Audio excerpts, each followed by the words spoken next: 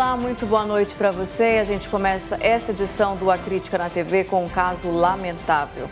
A prova do Enem volta a ser realizada no próximo domingo e é um dos momentos mais aguardados por estudantes. Mas aqui em Manaus, uma jovem que tem baixa visão teve o sonho frustrado porque não conseguiu preencher o cartão de respostas porque ele não era adaptado. Agora, ela luta na justiça pelo direito de refazer o exame. A prova grande, com letra ampliada, é a comprovação de que Anabelle declarou ter baixa visão ao se inscrever no Enem. Mas, na hora de preencher o cartão resposta, a surpresa, o papel não veio em tamanho ampliado e ela não conseguiu concluir a prova no primeiro dia. Tanto que eu bati o olho e eu nem consegui ver o que estava escrito ali naquela hora. Eu não consegui, distinguir onde é que estavam as coisas para eu marcar ali. Anabelle nasceu com glaucoma congênito, tem apenas 20% da visão em um dos olhos e não enxerga do outro. Já passou por 4 cirurgias, mas o problema é irreversível. Sem conseguir enxergar, ela não pôde passar as respostas para o cartão. Ainda solicitou ajuda para transcrever, mas foi informada pelos fiscais que não poderia receber ajuda. A TV A Crítica entrou em contato com o INEP, órgão do Ministério da Educação que organiza o Enem. O Instituto informou que candidatos com baixa visão fazem a prova impressa em tamanho maior, mas que o cartão resposta não é ampliado, tendo o estudante que solicitar ajuda para transcrever a prova no ato da inscrição. Anabelle diz que não sabia e nem havia visto essa opção na hora de se inscrever. Se eu soubesse que não ia ser ampliado o gabarito, eu com certeza teria marcado para alguém transcrever para mim, sabe? Eliminada do Enem, a jovem procurou a Justiça Federal. Com a ajuda da tia, que é advogada, ingressou com um mandado de segurança para ter o direito de refazer a prova. Mas também a sala de acesso, porque ela mesmo informando no ato da inscrição que ela tinha essa dificuldade, o INEP localizou ela no 3º andar. Olha a dificuldade, e ainda mais que na escola que ela realizou a prova, não tinha o piso tático. Entendeu? Então, foi uma série de coisas, não foi somente a prova em si, entendeu? Mas tinha o acesso da sala. A esperança agora é que o pedido seja acatado e ela tenha, enfim, a chance de cursar a tão sonhada faculdade de designer gráfico. O que eu quero mesmo fazer com tudo isso é informar as pessoas sobre o que as pessoas de baixa visão passam. Parece que o Enem não lembrou da minha existência, nem ninguém com baixa visão, sabe? Parece que o Enem me esqueceu, ele simplesmente fingiu que eu não existia. 2 candidatos a conselheiros tutelares teriam recebido ajuda da Prefeitura de Manaus durante a campanha deste ano, que é proibido por lei. Ao vivo, a repórter Rosiane Chagas tem as informações sobre isso. Oi, Rosiane, então como é que isso aconteceu e, afinal, qual é o posicionamento da Prefeitura em relação a essa denúncia? Boa noite para você. Oi, Nayandra, muito boa noite para você, boa noite a todos. Olha, segundo a apuração do portal A Crítica, a Secretaria Municipal de Comunicação teria então autorizado a impressão de santinhos para 2 candidatos ao Conselho Tutelar. Um candidato, ele foi o Deusimar, o candidato identificado como Deusimar, que ele ganhou como suplente para o Conselho Tutelar da Zona Sul 1. 3.000 santinhos teriam sido emitidos também, impressos para outro candidato, o Ailon Ferreira. Ele também foi eleito suplente, só que para o Conselho Tutelar da Zona Oeste. Todas essas informações estavam numa ordem de serviço que teria sido emitida pela própria Secretaria Municipal de Comunicação, só que isso é proibido. Não se pode, claro, usar a máquina pública, estrutura pública para qualquer campanha eleitoral que seja ou para qualquer propaganda. Nós, claro, entramos em contato com a Secretaria Municipal de Comunicação, que diz por meio de nota o seguinte, que não autorizou nenhuma ordem nesse sentido, não fez essa ordem de serviço e que, na verdade, houve um equívoco na emissão da nota emitida pela gráfica. E finalizou a nota dizendo o seguinte, que, na verdade, a funcionária dessa gráfica teria se atrapalhado e, na hora de trocar o nome, usando um documento original como base, que usava o nome da secretaria esqueceu de trocar. Foi essa a explicação dada pela Secretaria Municipal de Comunicação. Tá certo, Rosiane Chagas, muito obrigada pelas suas informações. Boa noite para você. Com a reforma administrativa do governo, a CEPED, a Secretaria de Estado da Pessoa com Deficiência, acabou sendo incorporada à SEJUSC, que é a Secretaria de Justiça, Cidadania e Direitos Humanos.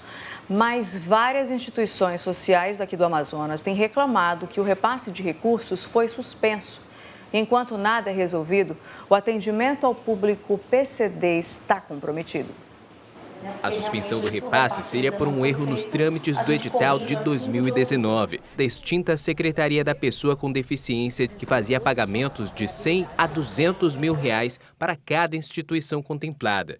Muitas já iniciaram atividades e estão preocupadas com o acúmulo de dívidas. A situação foi os termos de conformamento que foram assinados dia 5 de outubro e no qual ele está correndo o risco de ser cancelado devido à má gestão ocorrida no decorrer do início desses termos, né?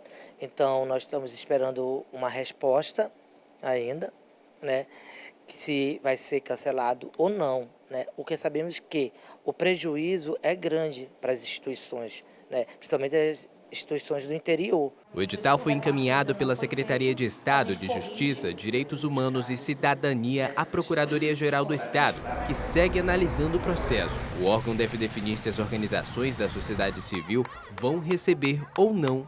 E analisando esses processos, alguns deles têm pareceres da PGE impedindo o prosseguimento dos processos. Então, esses processos estão retornando à PGE, por isso alguns estão suspensos, para que a PGE emita um novo parecer informando se aquelas irregularidades já foram sanadas. O primeiro repasse deveria ter sido feito no dia 5 de outubro. A suspensão continua, sem prazo para o término. A SEJUSC agora busca criar um novo edital que deve contemplar as 26 instituições com os mesmos valores do edital anterior. E não haverá prejuízo a nenhuma instituição. Aquelas instituições que iniciaram alguma atividade serão indenizadas pelo período em que elas começaram a trabalhar. Caso as organizações não recebam os recursos, algumas devem fechar as portas. E esse ano, não saindo o recurso, vai prejudicar porque a instituição pega porta a porta os alunos, né?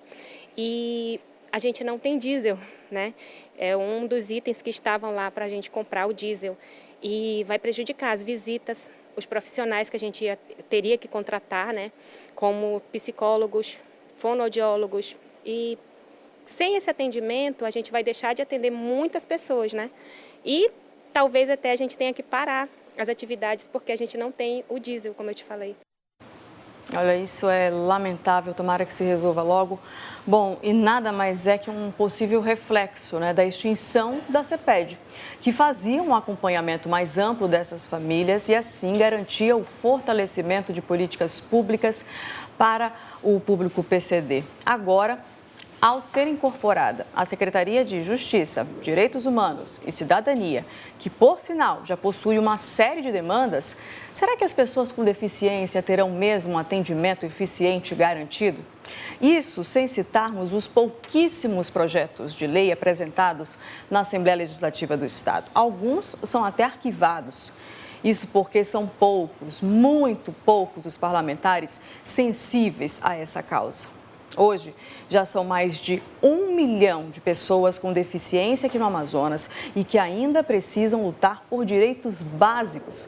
À época da reforma administrativa, o governo do Amazonas justificou a extinção de secretarias com otimização de serviços e também de recursos e garantiu que não haveria qualquer prejuízo aos programas e projetos voltados à pessoa com deficiência.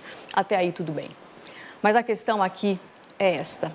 Entre a simples otimização de serviços e gerenciamento de recursos, existem pessoas que dependem de atenção especial, de um trabalho específico e de desenvolvimento de projetos que promovam de fato a inclusão e principalmente respeito e cidadania às pessoas com deficiência. O professor, poeta e advogado Francisco Calheiros recusou uma homenagem na Câmara Municipal de Manaus. Ele não aceitou o convite que recebeu dos vereadores para participar das celebrações pelo Dia Nacional da Cultura. Calheiros ainda usou uma rede social para justificar a recusa. O professor escreveu: ainda que honrado pela lembrança, não tenho interesse em ser homenageado pela Câmara Municipal de Manaus pelo Dia Nacional da Cultura. E completou: sugiro que esse parlamento substitua essas homenagens e apresente projetos que possam tirar o patrimônio cultural de Manaus do abandono em que se encontra. Vale lembrar que o professor Francisco Calheiros é fundador da Academia Itacoatiarense de Letras e, olha, tenho que tirar o chapéu para ele. Quem dera, né, que a maioria agisse assim, porque tudo isso, homenagens assim na Câmara, na Assembleia, geram custos e isso não tem retorno algum para a sociedade. Palmas para o professor e poeta Francisco Calheiros. A gente muda agora de assunto para falar que 2 pessoas morreram em um grave acidente na BR-174 no fim da tarde de hoje. Segundo o Corpo de Bombeiros, o acidente entre um carro e uma carreta aconteceu em Presidente Figueiredo. As vítimas foram um homem de aproximadamente 50 anos e uma mulher de 70. Elas ainda não foram identificadas. O SAMU ainda chegou a fazer o atendimento e o trabalho foi acompanhado também pelas polícias Militar e Rodoviária Federal. Vamos agora ao resumo de notícias.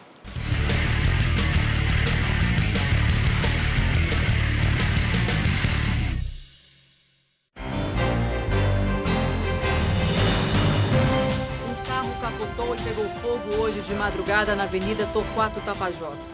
O motorista foi atendido pelo SAMU e teve vários ferimentos, mas passa bem. Segundo testemunhas, ele estaria em alta velocidade. Já o veículo teve perda total. O Batalhão de Policiamento Ambiental apreendeu hoje de manhã no Porto de São Raimundo, na Zona Oeste, uma balsa com mais de 8.000 litros de óleo lubrificante sem a devida licença para o transporte. O responsável pela embarcação vai responder por crimes contra o meio ambiente, já que transportava produto inflamável entre roupas e alimentos.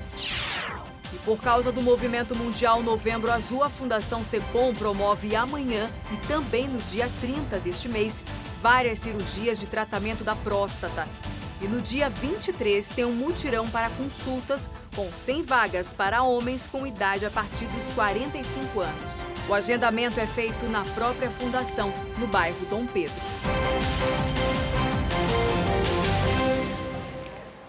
Agora a gente fala do caso Flávio. A defesa de Alejandro Valeico entrou com pedido de habeas corpus no Superior Tribunal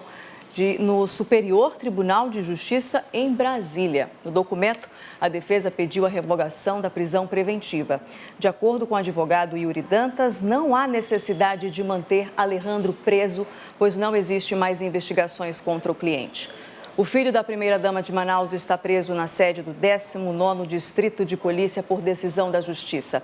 Ele é apontado como um dos suspeitos da morte do engenheiro Flávio Rodrigues no fim do mês de setembro. Veja a seguir, usuários de telefonia pré-paga têm até o dia 18 deste mês para fazerem a atualização de dados. É bom ficar atento, hein? Agora são, de olho no relógio, 8h18. O A Crítica na TV volta já.